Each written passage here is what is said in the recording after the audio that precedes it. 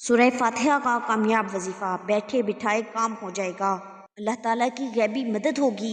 हर एक हाजत उसी वक्त पूरी हो जाएगी इंशाअल्लाह। बिस्मिल्लाहिर्रहमानिर्रहीम। अस्सलामु अलैकुम मोहतरम नाज़रीन, आज मैं आपको सूरह फातिहा का कामयाब वजीफ़ा बताने जा रही हूँ। यकीन कीजिए, जो कोई भी शख्स सूरह फातिहा को पढ़ता है तो यकीन माने अल्लाह की कसम बैठे बैठे काम हो जाता है। अल्लाह पाक की गैबी मदद होती है। अल्लाह ताला के नूरानी फरिश्ते उस इंसान की मदद करने के लिए ज़मीन पर आते हैं। हर एक हाजत उसी वक्त पूरी हो जाती है। और अगर शाबान मुअज़्ज़म में इस तरह सूरह फातिहा पढ़ी जाए जो तरीका मैं आपको बताने लगी हूँ, तो यकीन जाने आपको बेशुमार फ़ायदे हासिल होंगे। हर हाजत पूरी होगी, हर मुश्किल आसान होगी, रिज़्क़ में बरकत होगी। यकीन जाने इस सूरत को जामिया सूरत कहा गया है। और ये समझें कि ये सब वजीफ़ों से तगड़ा वजीफ़ा है और कामयाब वजीफ़ा है। और सूरह फातिहा से आप जिस काम का भी आगाज़ करें, आप अपना घर बनाना चाहते हैं, किसी जॉब में जाना चाहते हैं, आप किसी इंटरव्यू के लिए जाना चाहते हैं, अलगर्ज़ आप बाहर के मुल्क में जाना चाहते हैं, कागजात जमा करवा दिए हैं, आपका काम नहीं हो रहा, रुकावटें आ रही हैं, जादू बंदिश है, अलगर्ज़ आप किसी भी हवाले से परेशान हैं, कामयाबी चाहते हैं, कामयाबी की सीढ़ियों पर चढ़ना चाहते हैं, दुनिया के अंदर किसी भी लिहाज से आप ओहदा चाहते हैं, तो यकीन जाने आप वो काम जो आप शुरू करना चाहते हैं, अगर आपका ये मामूल बन जाए कि आप इस काम को शुरू करने से पहले सूरह फातिहा का ये वजीफ़ा करें, तो अल्लाह पाक आपके हर एक काम के अंदर कामयाबी अता फरमाएगा और अल्लाह पाक आपका बाजू बन जाएगा। और यकीन जाने फरिश्ते जो अल्लाह पाक के नूरानी फरिश्ते हैं वो आपकी मदद के लिए ज़मीन पर उतरेंगे। जो शख्स ये वजीफ़ा सूरह फातिहा का करता है उसी वक्त उसकी मदद हो जाती है। क्यों? क्योंकि ये जामिया सूरत है, कुरान मजीद की अव्वल सूरत है। और यकीन जाने आप खुद सोचें कि अल्लाह पाक ने सबसे पहले इसी सूरत को कुरान पाक के आगाज़ में शुरू में क्यों रखा? इसमें कुछ बात थी तो अल्लाह पाक ने कुरान मजीद की पहली सूरत इसको रखा। इसीलिए प्यारे नाजरीन, आज जब आप ये वजीफ़ा करेंगे तो इंशाअल्लाह अल्लाह पाक आपको हर एक काम के अंदर कामयाबी अता करता जाएगा। और यूँ समझें कि आप हर काम के अंदर कामयाब हो जाएंगे। तो ये वजीफ़ा मेरे इस बताए हुए तरीक़ेकार के मुताबिक कर लो। अल्लाह पाक आपकी मदद के लिए आपके हर एक काम के अंदर अल्लाह पाक आपकी गैबी मदद फरमाएगा। जो मेरे भाई किसी भी हवाले से परेशान हैं, जो मेरी बहनें परेशान हैं, वो परेशानी के वक्त ये वजीफ़ा कर लें। आपकी कोई भी मुश्किल, कोई भी हाजत है, अगर आप किसी जॉब पर गए हैं, इंटरव्यू देने के लिए जा रहे हैं, आप कचहरी के अंदर और ख़ास तौर पर जाते जाते किसी भी काम के लिए जाते वक्त, किसी भी काम के आगाज़ से पहले ये सूरत फातिहा का वजीफ़ा मेरे इस बताए हुए तरीक़ेकार के मुताबिक करके जाएं। अल्लाह पाक इंशाअल्लाह आपको कामयाबी देगा। ये यकीनी वजीफ़ा है और कामयाबी का वजीफ़ा है। आप जिस भी काम के अंदर कामयाब होना चाहते हैं तो आप इस सूरत को पढ़ लो, क्योंकि सूरह फातिहा के अंदर अल्लाह तबारक व तआला की हम्द व सना को बयान किया गया है। इसमें सीधा रास्ता दिखाया गया है, गुमराहों को बतलाया गया है। और यूँ समझे कि यहाँ पर अल्लाह तबारक व तआला की हम्द व सना को बयान किया गया है। और जिस सूरत के अंदर अल्लाह पाक की सना को बयान किया गया है, और जब यही इंसान ये सूरत पढ़ेगा, अल्लाह पाक की सना को बयान करेगा, तो अल्लाह पाक इसकी हर हाजत को पूरा फरमाएंगे।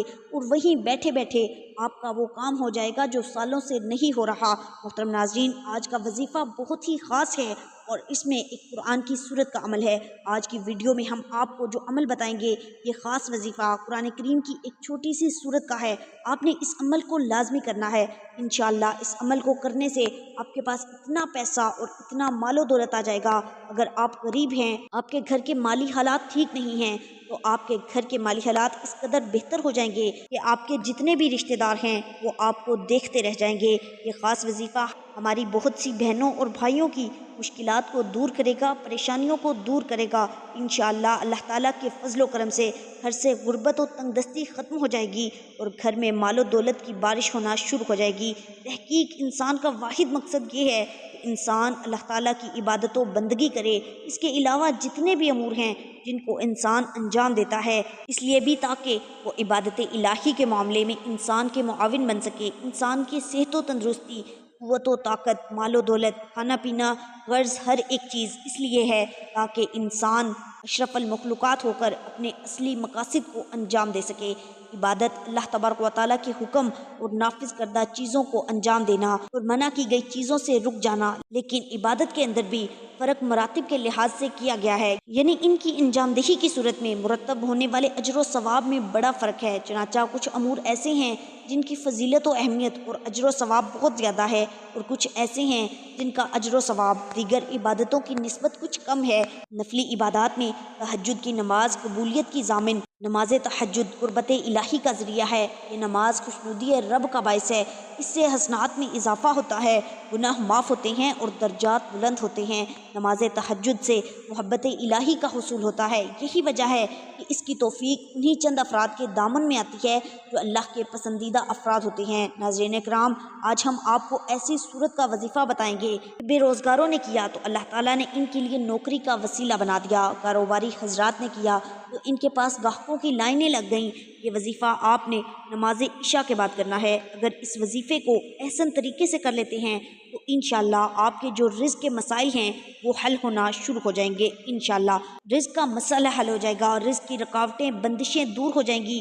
یہ ایک ایسی صورت ہے جن لوگوں نے بھی پڑھا اللہ تعالیٰ نے اسے غنی بنا دیا، جن لوگوں نے بھی اسے کیا ان کا کاروبار خوب پھلنے پھولنے لگا۔ آج آپ کے لیے یہ وظیفہ لے کر آئے ہیں، قرض کے بوجھ تلے دبے انسان اس کو کریں، انشاءاللہ آپ قرض سے نجات پائیں گے، اللہ آپ کو کامیابی دے گا۔ لیکن ظاہری اسباب آپ نے لازماً تیار کرنے ہیں۔ تو یہ وظیفہ آپ نے کسی بھی نماز کے بعد کر سکتے ہیں، لیکن نماز عشاء کے بعد زیادہ بہتر رہے گا۔ اس وظیفے کو خواتین، بہنیں، بھائی، بزرگ سب کر سکتے ہیں۔ اس وظیفے کو آپ ایک دوسرے کے لیے بھی کر سکتے ہیں، بھائی بہنوں کے لیے کر سکتی ہیں، بہنیں بھائیوں کے لیے کر سکتے ہیں، والدین بچوں کے لیے کر سکتے ہیں۔ یہ وظیفہ سورۃ الفاتحہ کا وظیفہ ہے۔ مشائخ اور بزرگان دین کہتے ہیں رزق کے اندر کامیابی چاہتے ہو، جو دین اور دنیا کے اندر ترقی چاہتا ہے، جو رزق کے اندر برکت چاہتا ہے، وہ اس صورت کو اپنا لے۔ آپ نے یہ کرنا ہے کہ کوئی ایک ٹائم مقرر کر لیں۔ اس وظیفے کو آپ نے جائز حاجت کے لیے کرنا ہے، اس لیے نہیں کرنا کہ امیر اور دولت مند ہو جاؤں گا تو اپنے خاندان والوں کو نیچا دکھاؤں گا، فخر و غرور نکال کر صرف عاجزی و انکساری کے ساتھ اس وظیفے کو کرنا ہے۔ دوران وظیفہ کوشش کریں کہ اپنے بدبودار اشیاء کو استعمال نہ کریں، جیسے کہ کچا پیاز ہو گیا۔ مرد حضرات تمباکو نوشی سے پرہیز کریں، اس کے علاوہ حلال کا لقمہ کھائیں اور گناہ سے بچیں، حرام رزق سے دور ہوں۔ وظیفہ ختم ہونے کے بعد اللہ تعالیٰ کی رضا کی خاطر کوئی میٹھی چیز آپ نے تقسیم کرنی ہے، کوشش کرنی ہے بچوں کے اندر تقسیم کرتے رہیں۔ اس حقیقت سے کوئی بھی انسان انکار نہیں کر سکتا، اس حقیقت سے کوئی بھی انسان انکار نہیں کر سکتا کہ دنیا میں ہر امیر و غریب، نیک و بد کو قانون قدرت کے تحت غم اور دکھ اور پریشانیوں میں سے کسی نہ کسی شکل میں ضرور واسطہ پڑتا رہتا ہے۔ اس کا سبب یہ ہے کہ یہ دنیا دارالعلوم اور امتحان گاہ ہے، انسان یہاں آزمائش کے لیے بھیجا گیا ہے، اسے آزادی سے نیکی اور بدی کرنے کی قوت دی گئی ہے۔ وہ نیکی کرنے کی صورت میں اجر و ثواب کا حقدار پاتا ہے، لیکن نافرمانی کی صورت میں عذاب و سزا کا مستحق ٹھہرتا ہے۔ غریب و تنگ دستی اور امارت و خوشحالی بھی اس دنیا کے دارالعلوم ہونے کا ایک حصہ ہے۔ یہاں دو قسم کے لوگ رہتے ہیں، ایک وہ جو آسودہ حالت اور دولت مند ہیں اور ہر قسم کی آسائش و آرام سے بہراور ہیں، دوسرے وہ جو غربت و مفلوق الحال ہیں، زندگی کی بنیادی ضروریات سے بھی محروم ہیں اور ان کی زندگی یوں ہی دکھوں اور تکلیفوں سے لڑتے ہوئے گزر جاتی ہے۔ انسان کسی بھی گروہ سے تعلق رکھتا ہے، اسے دکھوں سے مفر نہیں ہوتا۔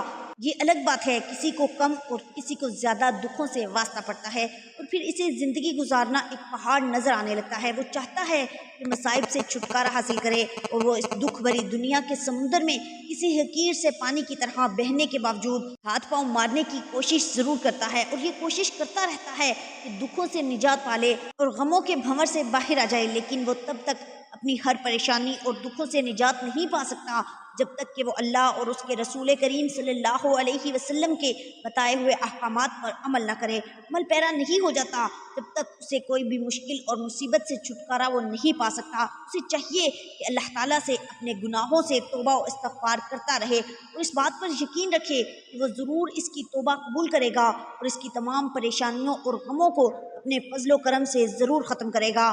حضرت ابن عباس رضی اللہ تعالیٰ عنہ کی روایت ہے کہ جس نے استغفار کو لازم پکڑا، اللہ تعالیٰ اس کو ہر تنگی سے باہر نکالتا ہے اور ہر فکر سے کشادگی بخشتا ہے اور ایسی جگہ سے رزق دیتا ہے کہ وہاں سے گمان بھی نہ ہو۔ نبی کریم صلی اللہ علیہ وسلم نے فرمایا، بندہ اس وقت تک اللہ تعالیٰ کے عذاب سے امن میں رہتا ہے جب تک اللہ تعالیٰ سے استغفار کرتا رہتا ہے۔ رسول کریم صلی اللہ علیہ وسلم نے ارشاد فرمایا دلوں پر بھی زنگ لگ جاتا ہے جیسے تانبے اور لوہے پر زنگ آ جاتا ہے، اور دلوں کا زنگ دور کرنے والی چیز استغفار ہوتی ہے۔ لہٰذا اللہ سے اپنے گناہوں کی کثرت سے توبہ کرتا رہے اور اس بات پر یقین رکھے کہ وہ ضرور اس کی توبہ کو قبول کرے گا اور اس کی تمام پریشانیاں اور غموں کو اپنے فضل و کرم سے ضرور ختم کرے گا۔ تو ناظرین، ایک بات اور آپ کو بتاتی چلوں کہ کوئی بھی وظیفہ شروع کرنے سے پہلے آپ درود پاک لازمی پڑھ لیا کریں۔ یہ درود پاک کا عمل اللہ پاک نے قرآن کریم کے اندر خود بیان فرمایا ہے، اور جس کی تفسیر میں آتا ہے کہ اللہ تعالیٰ فرماتا ہے کہ میں خود درود بھیجتا ہوں اپنے پیارے پیغمبر حضرت محمد مصطفیٰ صلی اللہ علیہ وسلم پر، اور میرے جتنے فرشتے ہیں، نوری مخلوق ہیں، میرے نبی پر سب مل کر درود پڑھتے رہیں گے۔ اور اللہ تعالیٰ فرماتا ہے کہ اے ایمان والو، تم بھی میرے نبی حضرت محمد مصطفیٰ صلی اللہ علیہ وسلم پر درود پاک پڑھو۔ یہ میرے اللہ پاک کا ہمیں واضح حکم ہے، اور یہ کام، یہ عمل اللہ کی ذات خود بھی کرتی ہے۔ قرآن پاک میں سورہ احزاب میں ارشاد باری تعالیٰ ہے، ترجمہ: بے شک اللہ اور اس کے فرشتے نبی پر درود بھیجتے ہیں، اے ایمان والو ان پر درود اور خوب سلام بھیجو۔ حضرت ابو طلحہ انصاری رضی اللہ تعالیٰ عنہ فرماتے ہیں، ایک دن حضور اقدس صلی اللہ علیہ وسلم تشریف لائے اور بشاشت چہرہ اقدس میں نمایاں تھی۔ ارشاد فرمایا میرے پاس جبرائیل علیہ السلام آئے اور کہا آپ کا رب عز و جل فرماتا ہے کیا آپ راضی نہیں کہ آپ کی امت میں جو کوئی آپ پر درود بھیجے میں اس پر 10 بار درود بھیجوں گا، اور آپ کی امت میں کوئی آپ پر سلام بھیجے تو میں اس پر 10 بار سلام بھیجوں گا۔ حضرت عبداللہ بن مسعود رضی اللہ تعالیٰ عنہ سے روایت ہے، حضور پر نور صلی اللہ علیہ وسلم نے ارشاد فرمایا قیامت کے دن مجھ سے سب لوگوں میں قریب وہ ہوگا جس نے سب سے زیادہ مجھ پر درود بھیجا ہے۔ حضرت انس رضی اللہ تعالیٰ عنہ سے روایت ہے، حضور اقدس صلی اللہ علیہ وسلم نے فرمایا جو مجھ پر ایک بار درود بھیجے اور وہ قبول ہو جائے تو اللہ اس کے 80 برس کے گناہ مٹا دے گا۔ حضرت عبداللہ بن عمر رضی اللہ تعالیٰ عنہ فرماتے ہیں جو نبی کریم صلی اللہ علیہ وسلم پر ایک بار درود بھیجے اللہ تعالیٰ کے فرشتے اس پر 70 بار درود بھیجتے ہیں، اور اللہ نے اپنی پیاری مخلوق جو نوری مخلوق ہے جس میں جبرائیل، میکائیل، اسرافیل شامل ہیں، یہ بے شک بے شمار فرشتے میرے اللہ کے ہیں، اور یہ سب نبی کریم صلی اللہ علیہ وسلم پر درود پڑھتے ہیں تو اللہ رب العزت فرماتے ہیں کہ میں بھی، میری تمام نوری مخلوق فرشتے بھی، اور اب میں اپنے بندوں کو بھی حکم دے رہا ہوں کہ جو مجھ کو مانتے ہیں، جو میرے نبی صلی اللہ علیہ وسلم پر ایمان لے کر آئے ہیں، ان کو بھی حکم دے رہا ہوں کہ یہ عمل تم بھی کرو۔ وہ عمل کون سا ہے؟ وہ عمل یہ ہے کہ درود پاک پڑھو۔ اسی طرح درود پاک کے بے شمار فضائل آئے ہیں، ان میں سے ایک فضیلت یہ ہے کہ درود پاک کے بغیر کوئی بھی دعا قبول نہیں ہوتی۔ حضرت سعید بن مسیب رضی اللہ تعالیٰ عنہ حضرت عمر رضی اللہ تعالیٰ عنہ کا قول نقل کرتے ہیں، مجھے یہ بات پہنچی ہے کہ جب تک کسی دعا کے ساتھ حضور اقدس صلی اللہ علیہ وسلم پر درود پاک نہ پڑھا ہو وہ زمین اور آسمان کے درمیان معلق رہتی ہے۔ سیدنا جابر بن عبداللہ رضی اللہ تعالیٰ عنہ سے روایت ہے، نبی کریم صلی اللہ علیہ وسلم ممبر پر جلوہ افروز ہوئے، جب پہلی سیڑھی چڑھے تو فرمایا آمین، پھر دوسری سیڑھی چڑھے تو فرمایا آمین، پھر تیسری چڑھے تو فرمایا آمین۔ صحابہ کرام نے کہا اللہ کے رسول صلی اللہ علیہ وسلم ہم نے آپ کو 3 مرتبہ آمین کہتے ہوئے سنا ہے۔ آپ صلی اللہ علیہ وسلم نے فرمایا جب میں پہلی سیڑھی پر چڑھا تو جبرائیل امین علیہ السلام میرے پاس آئے اور کہا بدبخت ہے وہ شخص جس نے رمضان کا مہینہ پایا پھر وہ گزر گیا، اس کی بخشش نہ ہوئی۔ تو میں نے کہا آمین۔ پھر کہا بد نصیب ہے وہ بندہ جس نے والدین یا دونوں میں سے ایک کو پایا اور انہوں نے اس کو جنت میں داخل نہ کروایا۔ میں نے کہا آمین۔ پھر کہا کم بخت ہے وہ شخص جس کے سامنے آپ کا ذکر ہو اور اس نے آپ پر درود پاک نہ پڑھا۔ میں نے کہا آمین۔ محترم ناظرین، خود ہی اندازہ لگائیں کہ کتنی سخت وعید آئی ہے۔ اللہ کا حکم ہے اور اللہ کے حکم کو لے کر آنے والے سارے فرشتوں کے سردار فرشتہ حضرت جبرائیل امین علیہ السلام ہیں، اور جس ہستی کے پاس وہ فرشتہ آتا ہے وہ سارے نبیوں کا امام ہے۔ اب میرے نبی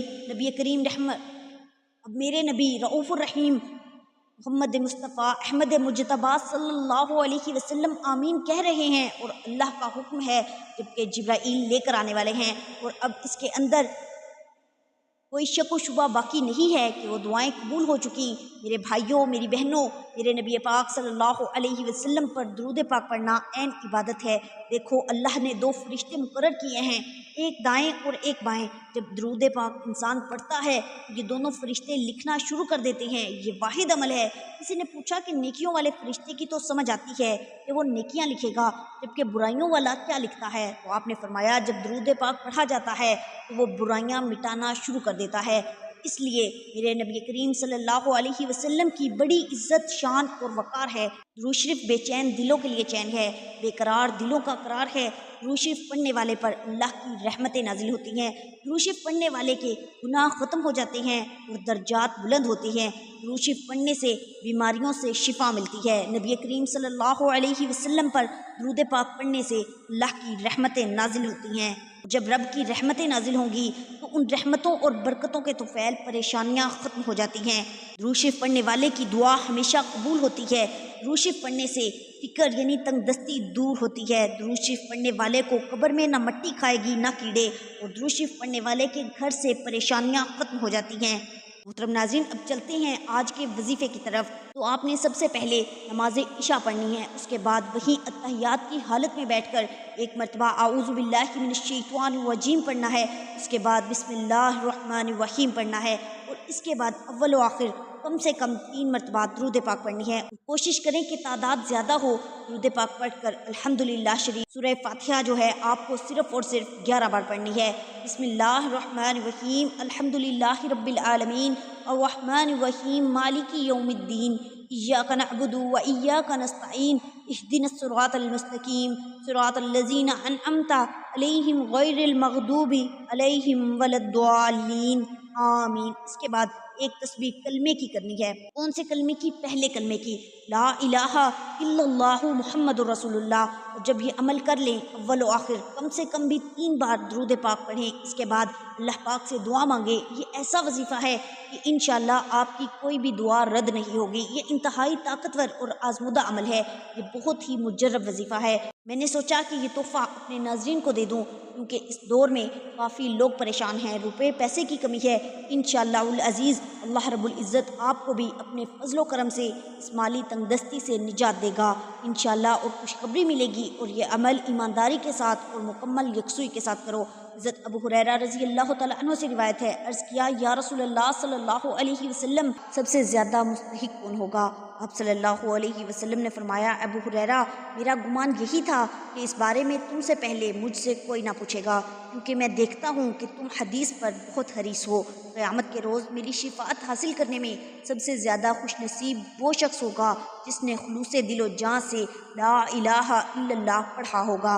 حضرت انس رضی اللہ تعالیٰ عنہ سے روایت ہے کہ میں نے حضور نبی کریم صلی اللہ علیہ وسلم کو فرماتے ہوئے سنا، قیامت کے روز میری شفاعت قبول کی جائے گی۔ میں عرض کروں گا، یا رب جس کے دل میں رائی کے برابر ایمان ہو اسے جنت میں داخل فرما دے، بس وہ جنت میں داخل ہو جائیں گے۔ حضرت ابن عباس رضی اللہ تعالیٰ عنہ سے روایت ہے کہ حضور نبی کریم صلی اللہ علیہ وسلم نے فرمایا، اہل ایمان میں سے ایک قوم اپنے گناہوں کے باعث جہنم میں داخل ہوگی، تو مشرکین ان سے کہیں گے، تمہیں تمہارے ایمان نے کوئی فائدہ نہیں دیا کہ ہمیں اور تمہیں ایک ہی جگہ عذاب دیا جا رہا ہے۔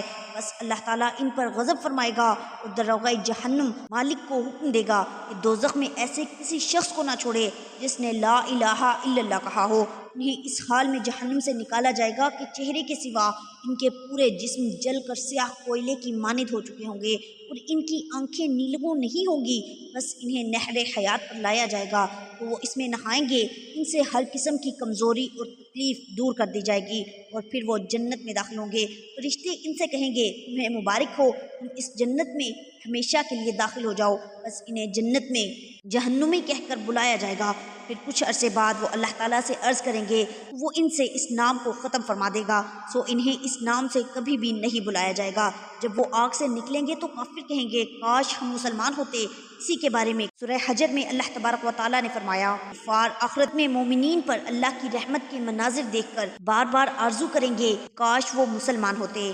آخر میں اللہ تعالیٰ سے دعا کرتے ہیں، اے اللہ، اے پاک پروردگار، اے بیماروں کو شفا دینے والے، اے بادشاہوں کے بادشاہ، اے اللہ ہم تیرے گناہ گار بندے ہیں، تیرے خطا کار بندے ہیں، ہمارے گناہوں کو معاف فرما، ہماری خطاؤں کو معاف فرما۔ اے اللہ ہم اپنے اگلے پچھلے صغیرہ اور کبیرہ سبھی گناہوں، خطاؤں اور نافرمانیوں کی معافی مانگتے ہیں۔ اے اللہ، اے رب العزت، ہم اپنے گناہوں سے توبہ کرتے ہیں، ہماری توبہ کو قبول فرما۔